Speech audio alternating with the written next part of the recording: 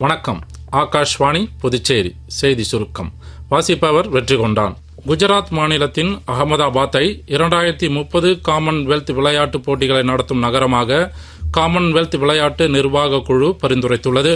உலகத் தரம் வாய்ந்த விளையாட்டு உள்கட்டமைப்பை உருவாக்கி உலக அளவில் போட்டியிடும் திறன் கொண்ட விளையாட்டு வீரர்களை உருவாக்கியதன் மூலம் இந்தியா இந்த கௌரவத்தை பெற்றுள்ளதாக மத்திய உள்துறை அமைச்சர் திரு அமித்ஷா தெரிவித்துள்ளார்.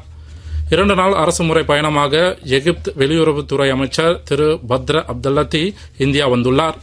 இந்தியா எகிப்து இடையிலான பிராந்தியம் மற்றும் உலகளாவிய பிரச்சினைகள் மற்றும் இரு நாடுகளுக்கும் இடையிலான உத்தி சார்ந்த கூட்டாண்மையின் முன்னேற்றத்தை மறு ஆய்வு செய்வது குறித்தும் அவரது இந்த பயணத்தின்போது விவாதிக்கப்பட இருப்பதாக மத்திய வெளியுறவு அமைச்சகம் தெரிவித்துள்ளது.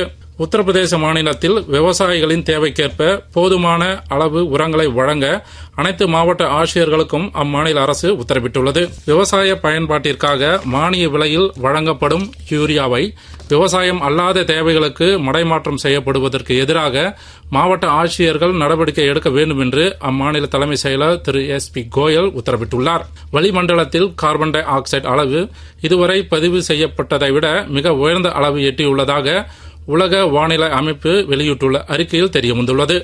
அடுத்த மாதம் பிரேசிலில் நடைபெற இருக்கும் ஐக்கிய நாடுகளின் காலநிலை மாற்றம் குறித்த மாநாட்டிற்கு முன்னதாக இந்த அறிக்கை வெளியிடப்பட்டுள்ளது குறிப்பிடத்தக்கது.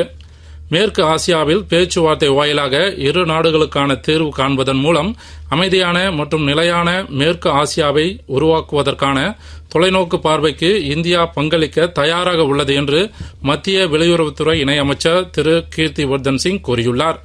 கம்பாலாவில் நடைபெற்ற பாலஸ்தீனத்திற்கான NAM அமைச்சரவை குழு கூட்டத்தில் பேசுகையில் அவர் இதை தெரிவித்தார். இத்துடன் இந்த செய்தி சுருக்கம் நிறைவு பெறுகிறது.